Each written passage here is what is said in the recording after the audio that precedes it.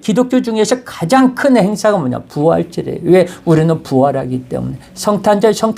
성탄절보다도 추수감사절보다도 더 큰, 제일 큰 행사가 부활절이에요. 예수님은 사망 권세에서 이기고 사흘 만에 부활하셨기 때문에. 자, 오늘 이야기는 뭐냐? 출애굽을 하면서 모세에 대한 이야기예요. 모세가 태어나는 이야기예요. 이 모세가 태어날 때 굉장히 힘들고 어려운 환경 속에서 태어났습니다. 왜냐하면 많은 그때 당시에 태어났던 아이들을 다 죽여야만 했어요. 남자애들을 다 죽여야만 했어요. 거기에 보면 또 그 사람하고 비슷한 사람이 누가냐면 예수님이 계셨어요. 예수님께서 뭐냐면 헤로드 왕이 전부 다 보니까 그만한 때 애들 다 죽여버렸죠. 죽여버리면서 예수님의 그 또래 애들을 다 죽여버렸어요. 여기서도 마찬가지예요. 출애굽할 때도. 그 남자애들을 전부 다 죽여버리려는 거예요. 자, 그 이야기 오늘 바로에 따른 목욕하러 나일강으로 내려오고 시녀들은 나일강가를 거닐 때 그가 갈대사의 상자를 보고 시녀를 보내어 가져다가 열고 그 아기를 보니 아기가 우는지라 그가 그를 불쌍히 여기에 이르되 이는 히브리 사람의 아기로다. 이 여자는 이미 이 아기가 히브리 사람의 아이라는 것을 알고 있었죠. 자, 제가 꽤 오래됐는데요. 그래서 이제 이 제목을 이집트의 왕자로 이렇게 제가 제목을 정했습니다. 세계는요, 출애굽기를 배경으로 한 영화 이집트 왕자 열풍이 전 세계를 휩쓸고 있었던 적이 있었어요. 그래서 좀 꽤 오래됐는데 이 설교를 하면서 준비하면서 그 생각이 나더라고요. 무려 그때 당시에 5천여 개 열풍이 그냥 전 세계를 휩쓸고 있었어요. 개봉관이 5천 개 이상이 우리나라만 해도 그렇게 해가지고 무려 그 기독교인들끼리 크리스찬끼리 그때 이집트 왕자 안 봤으면 간첩일 정도로 모이면 집사님들끼리 모여가지고 막 이집트 왕자 이야기를 많이 했죠. 애니메이션이었어요. 그때는 그랬는데 이 영화는 누가 만들었냐면은, 이 애니메이션 영화는 헐리우드의 삼총사라고 이제 하는 스티븐 스틸버그, 우리가 너무나도 잘 알죠. 그리고 제프리 카젠버그, 그리고 데이비드 캐펜이 공동으로 제작했고 그 사람들이 기획을 했고 세계가 나온 가장 위대한 가수, 이 머라이어 캐리와 이 슈트니 히스턴, 우리가 보디가드에 나와서 그 영화, 나왔던 그 여자 있었죠? 히스턴의 그 가수. 그 사람이 하면서 그 영화의 진술을 굉장히 다 해주고 있었어요. 그동안에 우리가 성경을 주제로 한 영화가 나올 때마다 어떤 의무감 같은 것을 가지고 좀 영화를 보고 막 했지만 극장을 가보면 언제나 돌아올 때는 뭔가 좀 뒷맛이 좀 안 좋은 그런 느낌들을 여러분들은 좀 경험했을 것입니다. 그것은 뭐냐? 영화의 흥미를 위해서 성경적인 내용에 충실하기보다는 각색을 하다 보니까 왜곡되었기 때문에 이 영화는 가장 상식적인 사실에 접근된 괜찮은 영화라고 평가를 받았어요. 이집트 왕자라는 게. 그 주제가 누구냐? 모세였죠. 모세의 그 유대인들이 이스라엘 백성들이 출애굽을 하는 그 과정을 만들었어요. 그때 제작을 했던 것입니다.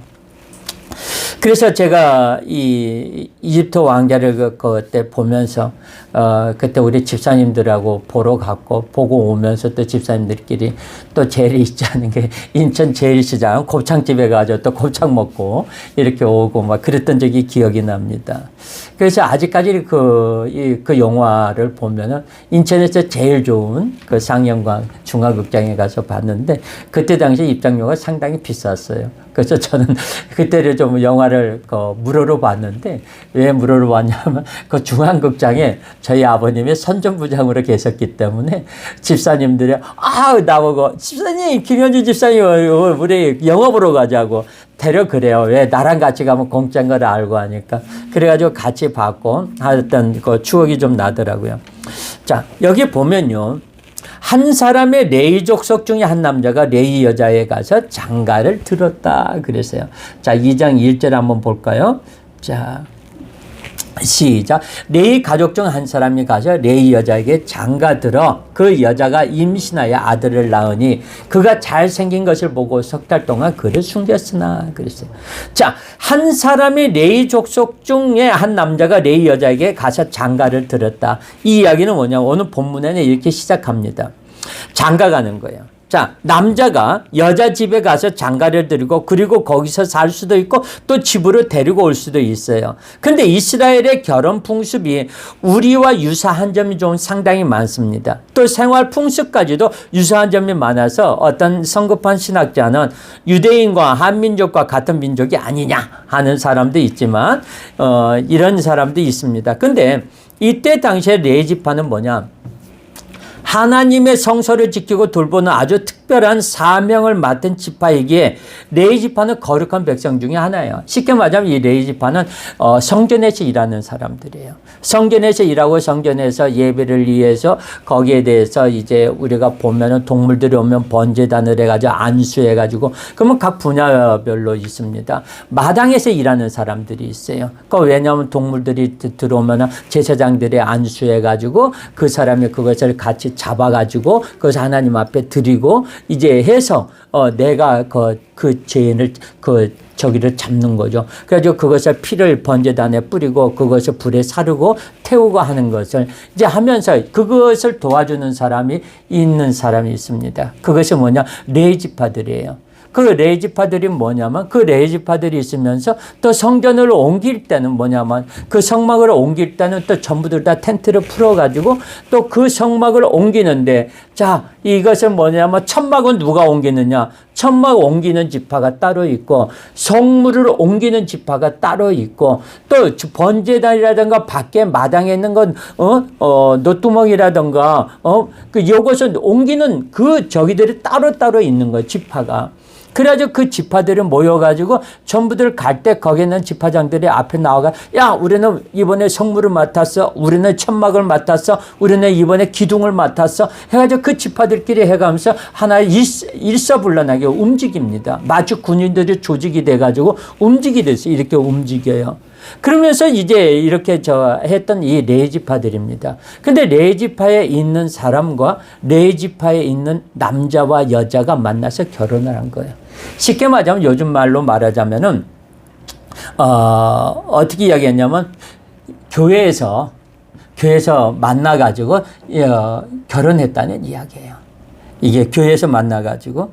그런데 이제 우리들이 보면은 결혼을 하면서 이렇게 보면은 제가 가장 안타까운 게 그거예요.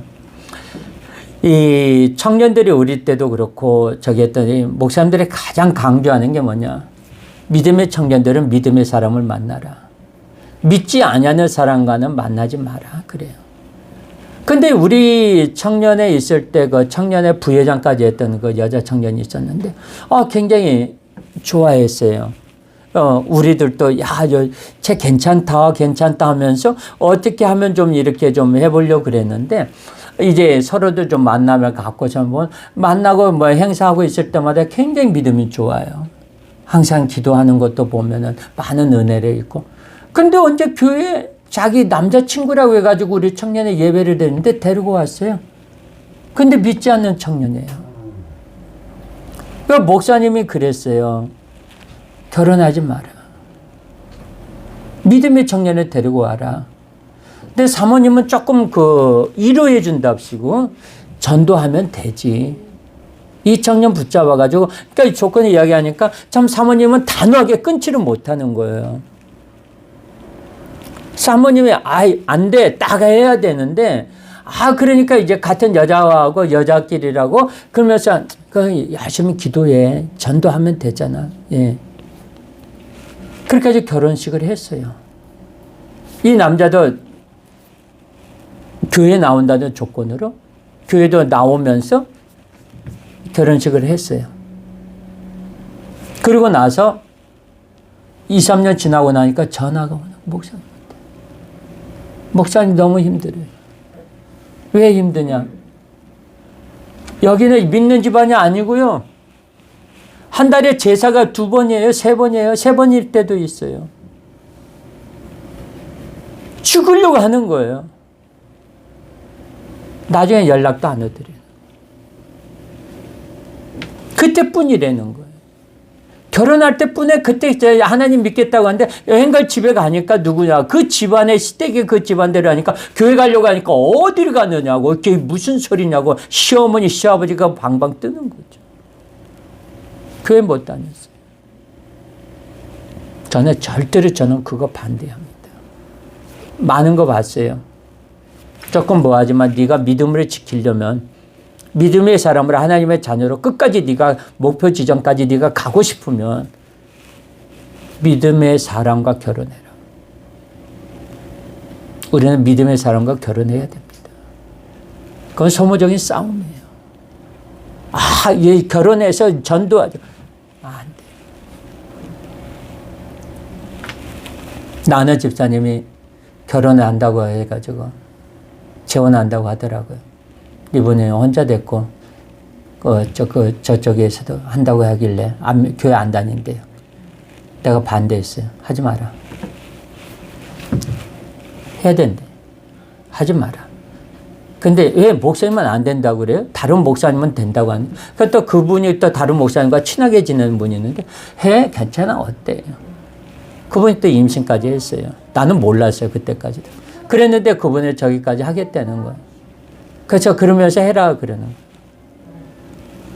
그 주위에 있는 사람은 다 찬성했대. 나만 반대했대요. 그러니까 나만 나쁜 사람이 된 거예요. 그 결혼식에 했는지 안 했는지 나도 몰라. 나도 못 가봤어. 부르지도 안 해가지고. 그리고 나서 몇 년 지나고 애가 막 저기 하고 하니까 그러는 거예요. 그랬다는 거예요. 왜 김현준 목사님은 처음부터 반대했는데 왜 목사님은 반대하지 않았냐고. 나 이거 지금 이혼해야 될 판인데 왜 목사님 그때 하지 말라고 했으면 안 했을 텐데 왜 목사님은 하라고 그랬냐고. 지금 와가지고 후회하는 거예요. 그 뭐 하냐고요. 그래서 한번 경험을 했는지 이사를 가겠대. 그 목사님 집을 좀 한번 봐주세요. 집을 딱 가서 보니까 반지하인데 햇빛도 들어오고 괜찮대. 지하와 같다고.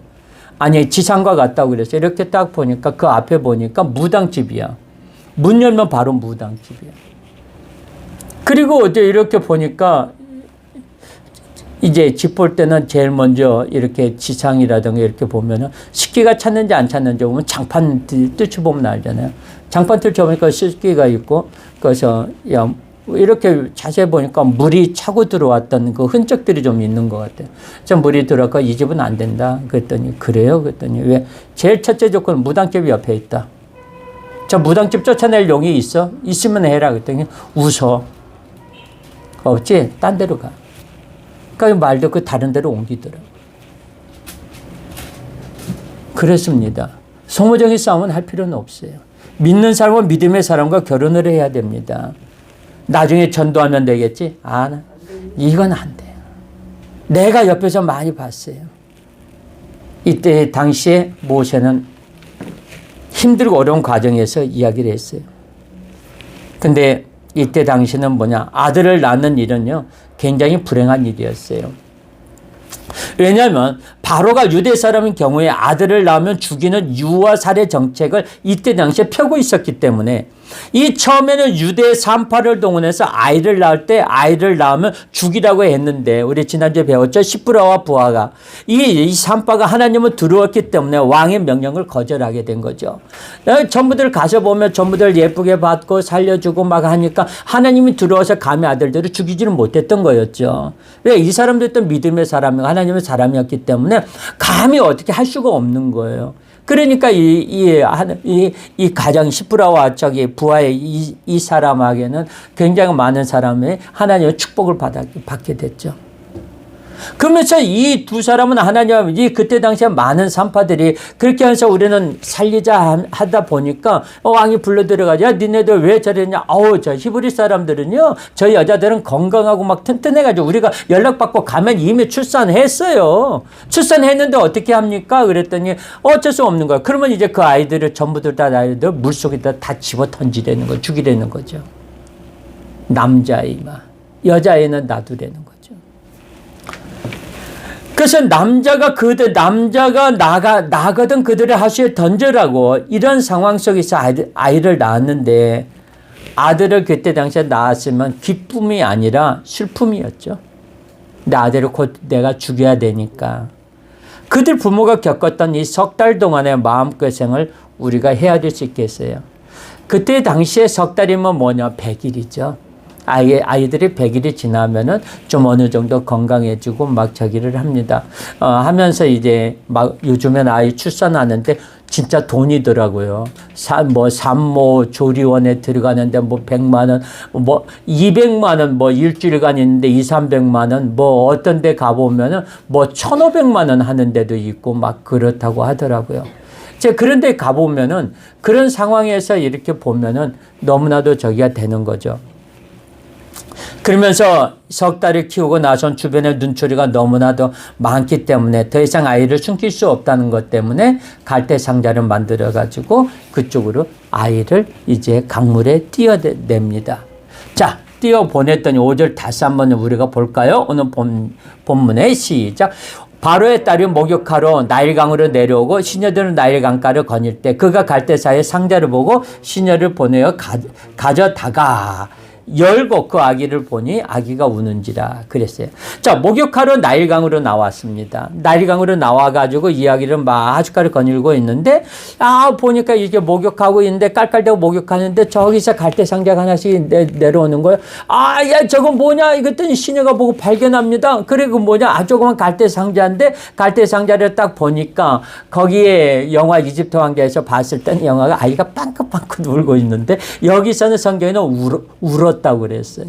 이 아이가. 자, 그 아기를 보니 아기가 우는지라 그랬어요. 분명히 아기가 울고 있었다는 거예요. 뚜껑을 열어보니까. 그러니까 여기서 어떤가 그를 불쌍히 여겨 이르되 이는 히브리 사람의 아이기로다.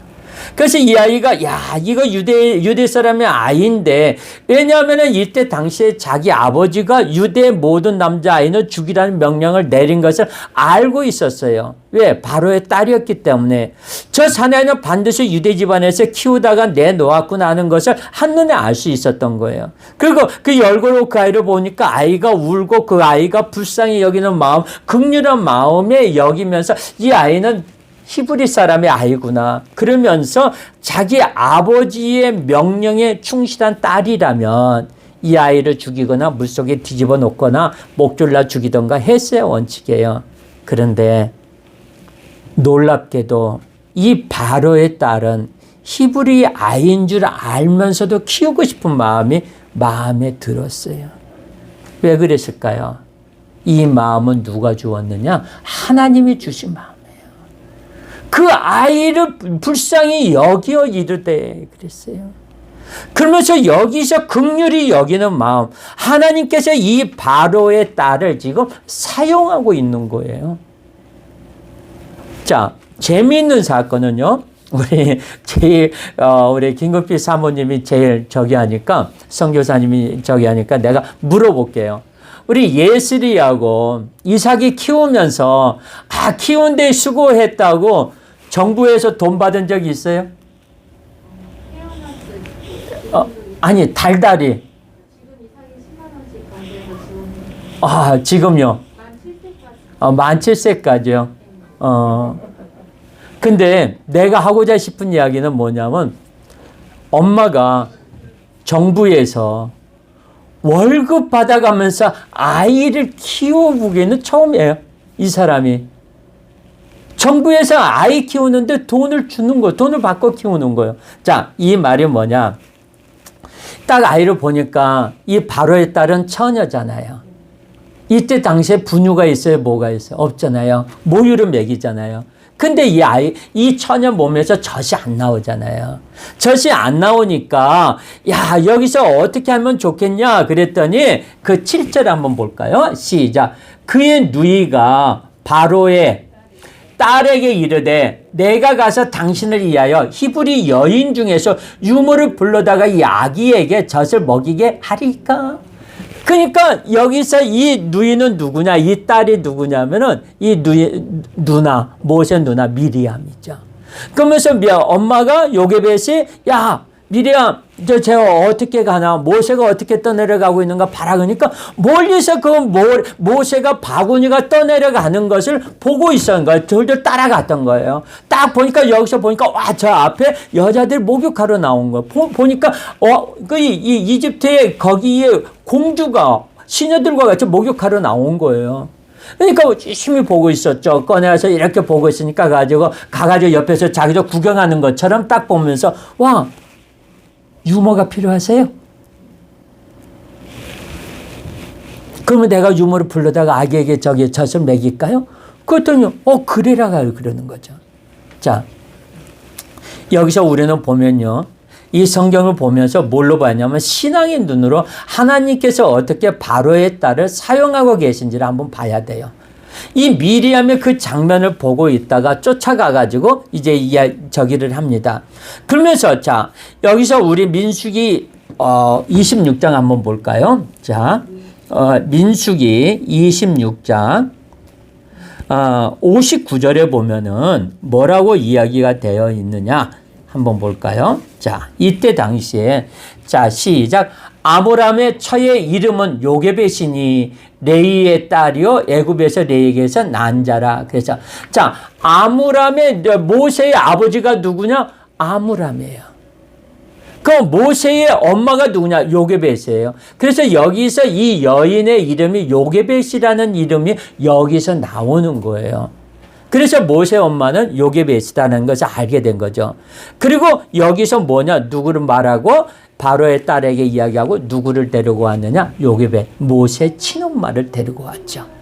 그 친엄마를 데리고 오니까 여기서 하는 이야기가 이 딸이 뭐냐면 나를 위해서 누구를 위해서가 아니라 나를 위해서 이 아이에게 젖을 먹이라 그랬어요. 나를 위해서. 그러니까 모세는 누구의 아들? 요게벳의 친아들이에요. 나를 위해서 이 아이에게 젖을 먹이라는 거예요. 그러니까 여기서 그렇게 말하고 있으니까 참 하나님은 그렇게 역사하셨어요. 그런데 저는 이 성경을 읽으면서 이런 마음이 들었는데 하나님을 위해서 하나님의 뜻을 위해서 이 아이에게 젖을 먹입니다. 그러니까 하나님을 위해서 하나님의 뜻을 위해서 이 아이에게 젖을 먹이는 거죠. 분명히 여기서는 뭐냐면 나를 위해서가 아니라 자, 본문을 한번 돌아가겠습니다. 출애굽기 2장 자 7절을 한번 보면은 뭐라고 이야기를 했느냐. 그의 누이가 바르게 내가 당신의 히브리 여인 중에 유물 불러다가 아기에게 젖을 먹이게 하리이까 바로의 딸이 그에게 이르되 가라 하며 그 소녀가 와서 그 아기 어머니를 불러오니 바로의 딸이 그에게 이르되 이 아기를 데려다가 누구를 나를 위하여 젖을 먹이라 그런 거죠. 나를 위한 것은 누구냐? 바로의 딸을 위해서 젖을 먹이라고 하고 거기 밑에 뭐냐? 내가 그 싹을 주리라 그랬어요.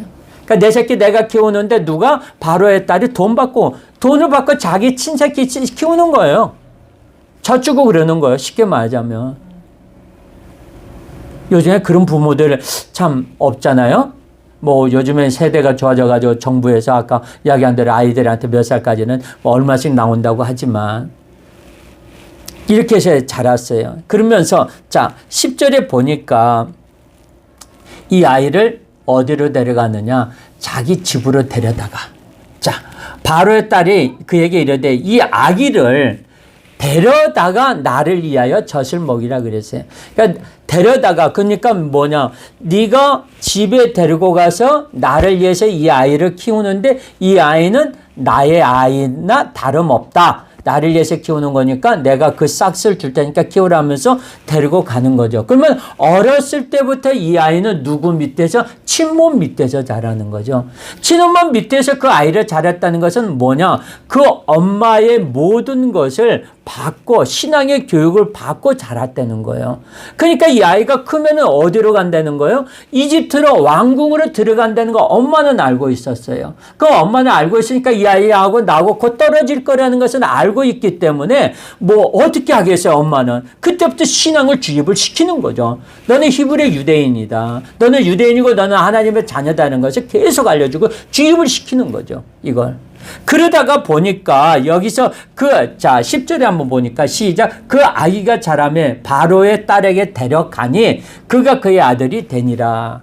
자, 아이가 성장하고 괜찮고 하니까 내가 생각에는 아마 돌이 지나고 나가지고 이 아이를 데려다 주지 않았을까. 이게, 그런 생각을 한번 해봅니다. 그래서, 바로의 딸에게 데려가니 그가 그의 아들이 되니라. 그가 그의 이름을 모세라 하여 이르되 이는 내가 그를 물에서 건져내었습니다 하였더라. 그래서 물에서 건져낸 자, 이때 당시는 모세라는 건 물에서 건져낸 자, 그때 당시에 갈대숲이 많았다는 거죠. 그 영향도 같이 있었다는 거예요. 자, 여기서 보니까 이 딸에게 그 어느 정도 성장했을 때까지는 모세의 어머니 집에서 어머니의 신앙교육을 받으면서 성장했어요. 자, 이건요, 여기서 가장 중요한 것이 뭐냐면 유대 교육은요, 어머니의 교육이에요. 아까 제가 잠깐 예배 드리기 전에 유대인들에 대한 역사를 제가 잠깐 말씀을 드렸는데, 그 유대인들이 이때 당시 나라가 없이 홀로코스트를 이제 돌아다니다가 이 차일드 가문이 있었어요. 그 유대인의 그 역사를 보면은요, 굉장합니다.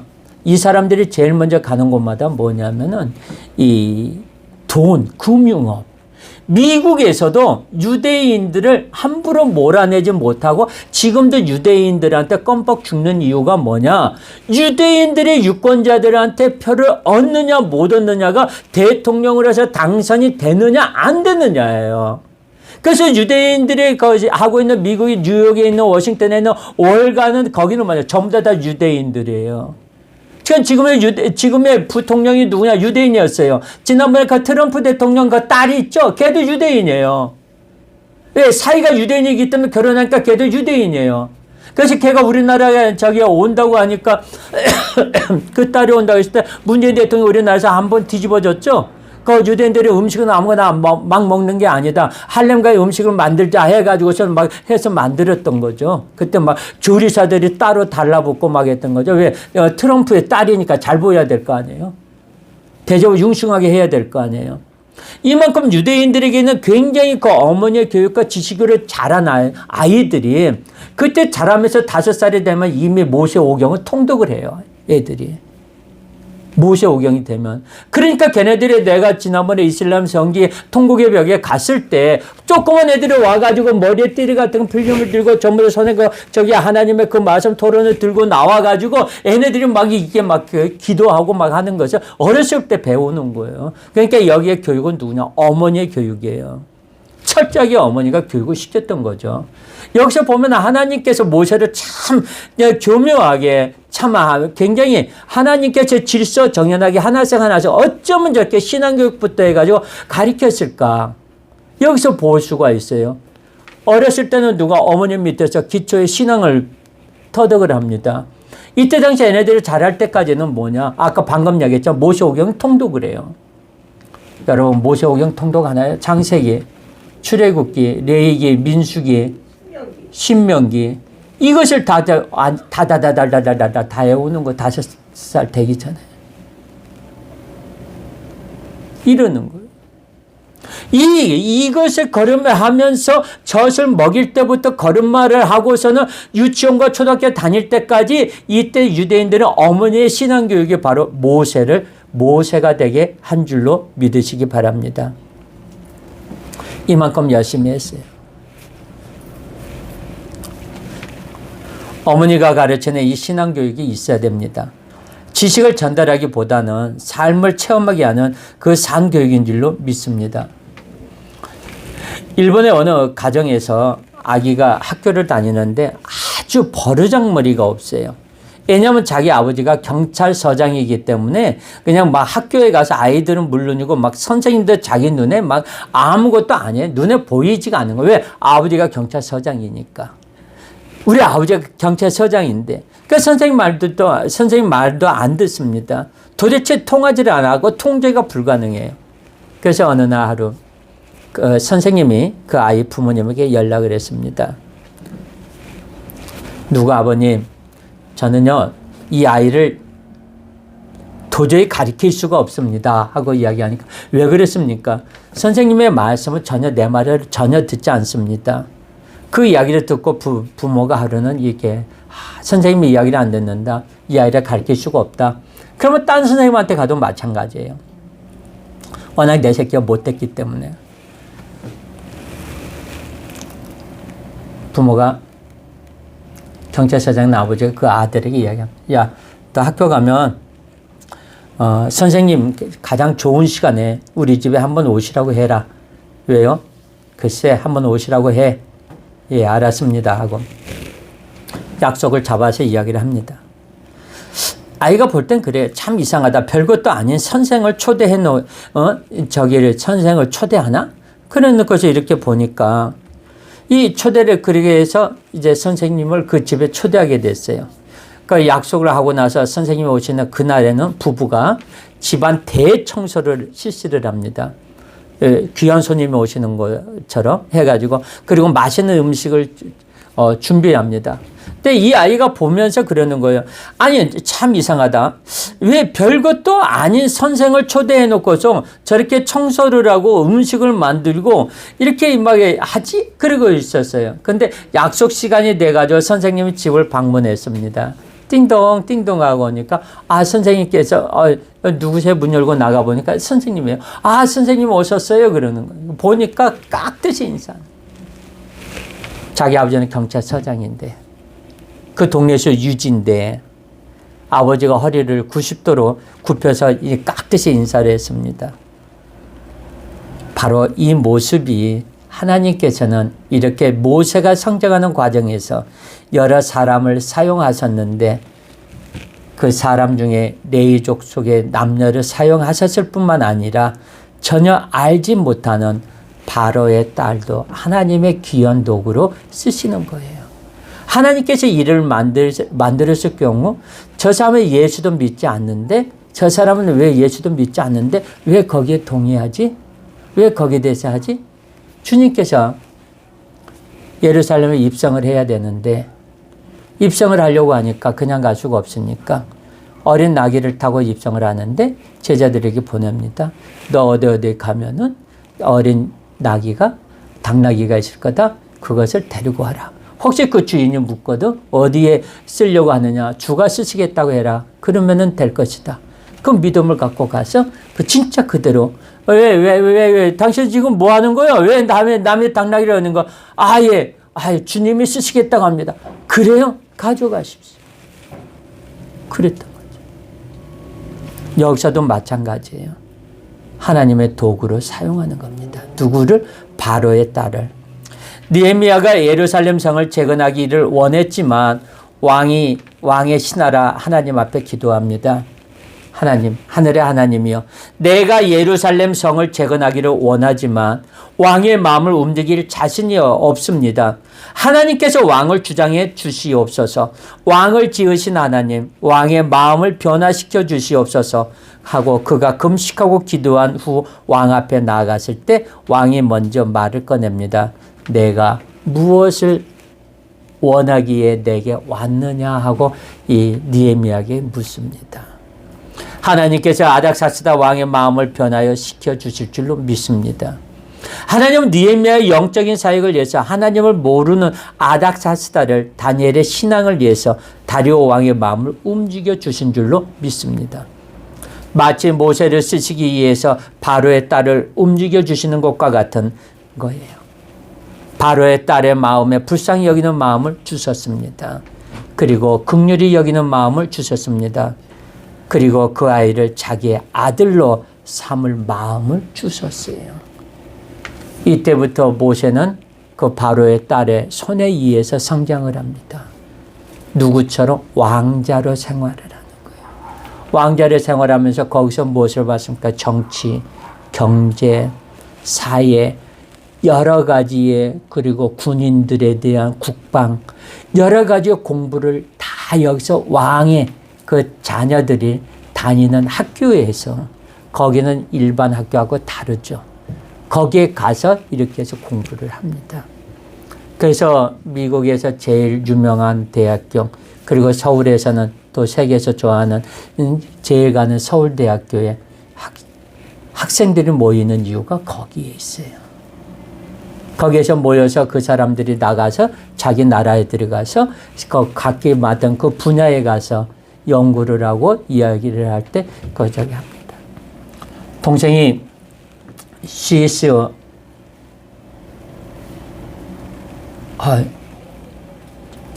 무슨 공대죠, 거기가? 스위스, 아인슈타인이 나온, 이게, 저기한테, 그때는 누가 한 명 얼른 이야기 좀 해줘 봐봐.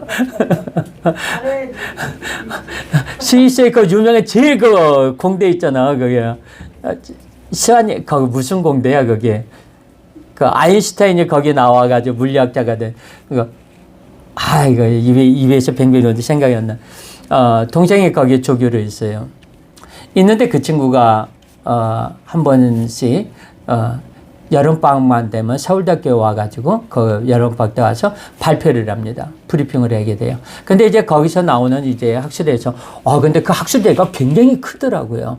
저는 잘 모르는데, 세계에서 우리 서울대학교에서 개최하는 각 원자, 물리, 통계 해가지고, 걔가 물리공학과거든요. 그래서 원자학을, 공부를 하고 그런 아이인데, 그 와가지고서는 이제 막 하다 보니까 세계에 있는 석사들이 나와가지고 이 학생들이 발표를 잘하고 있는가를 하는데, 근데 걔네들이 거기서 누구를 하냐면 거기서 서로들 저기다 학연 관계를 해가지고 인맥 관계를 거기서 형성이 된다고 하더라고요. 그리고 끝나고 가면 세계에서 각각 연구하는 지네들끼리 연락을 하는 거예요. 그러니까 세계에서 저기 하는 애들끼리 지네들끼리 나중에 성장을 하다 보니까 지네들끼리 커 있는 거예요. 그러니까 누구 박사, 내가 잘 알지, 그래서 이게 여기서 나오는 거예요. 그러니까 우리 자녀들도 믿음의 자녀를 키워서 하나님의 일꾼으로 만들려면 공부해야 됩니다. 어머니들이, 부모님들이 기도해야 됩니다.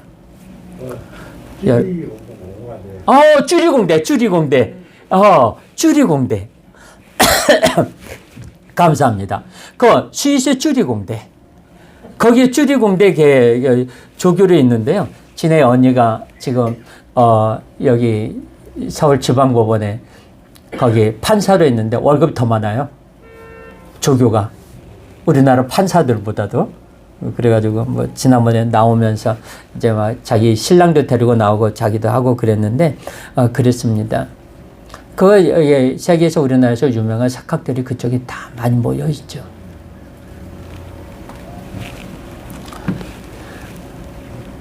자기 직분에 맞는 친구들이 있어요. 노숙자는요, 노숙자들끼리 어울려요. 재밌는 건요, 가난한 자들은 또 가난한 자들끼리 어울려요. 우리가 보면은 옛날 영화 같은 데 보면 재벌 3세가 서민의 딸을 같이 결혼하고 그런 경우는 지금은 드물어요. 그건 드라마일 뿐이에요. 아까 결혼 이야기 잠깐 했죠. 중매해주려고 뭐 하려고 해주면요. 가장 제가 어떤 분들이 그래요. 목사님들이나 뭐 하신 분들이 재혼이 부탁 들어오면은 집사님이나 권사님한테 이야기를 합니다. 권사님, 이런 자리가 들어왔는데 한번 만나볼래? 그럼 제일 먼저 첫 번째가 뭐냐? 집이 있어요? 돈 좀 있어요? 자녀들이 있어요? 출가했어요? 얼마 있어요? 그러면 막 그럽니다. 그 나중에 결론에 가면, 전 싫어요. 이야기합니다. 속된 말로. 치울 일이 있어요, 제가? 내가 왜요? 그 정도 가졌으면은, 내가 이런 말이에요. 권사님, 나부터도 내가 그 정도 권사님 말한 대로 가졌으면 나 권사님 안 골라. 천혜장가가. 네, 그래요. 안 그래? 그 정도 자기가 요구하는 게 있으면 뭐하러 그 사람을 해요? 딴 사람 가지. 더 젊은 사람 데리고 가지. 자기의 레벨이 있어요. 내가 원하는 사람, 높은 사람하고 결혼하고 싶다 그러면 내가 높아져야 돼요. 아멘. 내가 부잣집과 결혼해야 되겠다 그럼 내가 부자가 되어야 돼요. 아멘. 절대로 부자와 노숙자가 결혼할 일은 없습니다. 어쩌다가 할 것도 있겠지만은 그것은 일상적으로는 이루어질 수가 없는 거예요. 그렇기 때문에 우리는 거기에 레벨에 맞춰야 돼요. 거기에 맞추기 위해서는 뭐냐? 믿음이 가져야 돼요. 신앙이 있어야 돼요. 바로의 딸이 히브리의 아들, 아버지가 죽이라고 한 아들, 그 자녀를 데려다가 키웠을 때 나중에 얘가 이집트의 왕이 되려고까지 들어가는데 정치에 의해서 모세가 밀려나요. 바로에 밀려납니다. 밀려나가지고 이 바로가 모세를 너무나도 잘 알죠. 둘이서 성장을 해가지고 같이 거기에는 왕의 친자와 누나의 아들이 자라가지고 같이 겨루게 되는데 거기서 밀리게 되는 거죠. 친자가 아니기 때문에. 그러면서 하나님의 자녀, 이 이스라엘의 역사가 보면 그래요. 그러면서 이집트에 하나님께서 토해내는 거죠. 요나가 물고기 뱃속에 들어가서 있을 때 토해내듯이 여기서도 하나님께서 모세를 이집트에서 토해내게 되죠. 그래가지고 하나님의 일꾼으로 만드는 것을 볼 수가 있습니다. 이것이 하나님의 작업이에요. 그때 믿지 않는 사람들도 하나님의 도구로 사용합니다. 우리는 믿는 사람이에요. 진짜 내가 하나님의 도구로 쓰임받는 사람. 하나님 저를 하나님의 도구로 쓰임받게 해주세요. 내가 하나의 부적갱이지만 내가 별 볼 일 없지만 이 부적갱이지만 하나의 짝대기지만 그거 누가 들면 모세가 든 모세 지팡이가 되는 거예요. 그것을 누가 아론이 들면 아론의 지팡이가 되는 거예요. 누가 나를 보호하고 누가 나를 하나님의 도구로 내가 누구의 도구를 사용하느냐가 그게 문제예요. 하나님의 도구로 쓰임받는 사람, 하나님의 도구로선 쓰임받고 하나님의 영광의 그 자리에 앉는 저와 여러분이 되기를 예수님의 이름으로 축원합니다. 기도하겠습니다. 사랑해 주님 감사합니다. 함께 하신 하나님, 우리 모세와 같이 주님 앞에 큰 영광으로 쓰임받는 자가 되게 도와주시고 놀라운 주님의 은혜와 사랑으로 영광 돌리게 하여 주시옵소서. 가는 곳마다 꼭 필요한 사람, 가는 곳마다 없어서는 안 될 우리들이 되게 하여 주시옵소서. 성령님, 필요할 때마다 주님의 도구로 쓰임받고 주님의 영광에 나가는 저희들이 되게 하여 주시옵소서. 아버지 간절히 바라고 원합나이다. 도와주시고 역사하여 주시옵소서. 예수님의 이름으로 감사하며 기도드렸사옵나이다. 아멘.